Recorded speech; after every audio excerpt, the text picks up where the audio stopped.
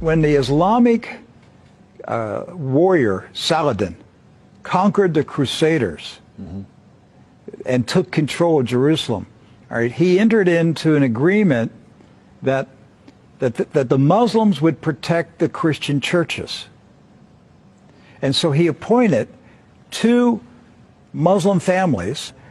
Both of these families had been in Jerusalem for, close to 1,000 years.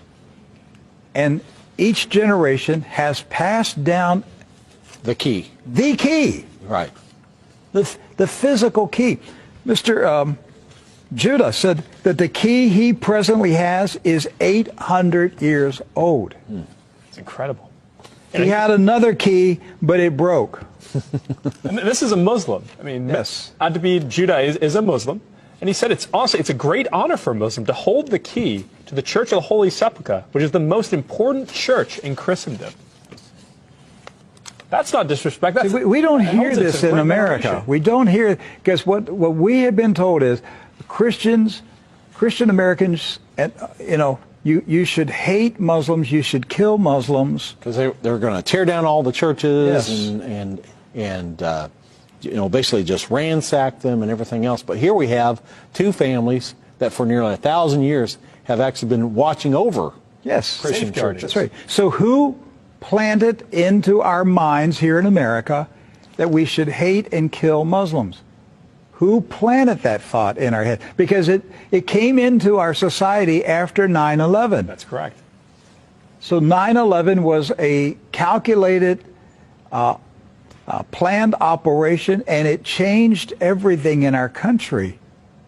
And so we were saturated with media propaganda, which who owns the media in this country? So we're saturated with this media propaganda. You Americans, you need to hate Muslims. You need to go to war. You need to send your sons to go kill Muslims. All right?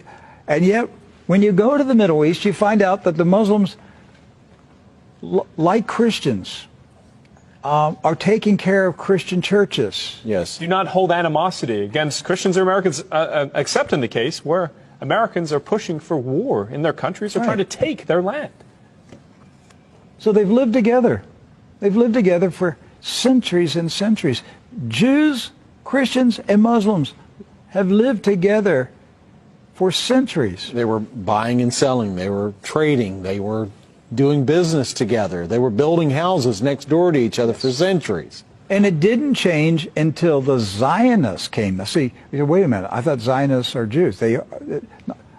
Not all Jews are Zionists. And not all Zionists are Jews. Right.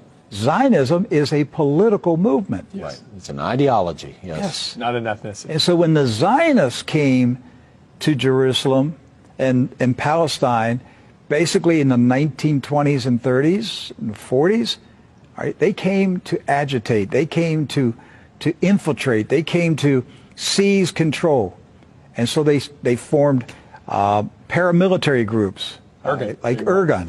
And that's where Ariel Sharon and Menachem Begin, and these guys were young terrorists. Yes. That's right. And so there's where the hatred started to come in. The fighting, the animosity, the bitterness. But it didn't start until the Zionists appeared. The fighting, the animosity, the bitterness. But it didn't start until the Zionists appeared.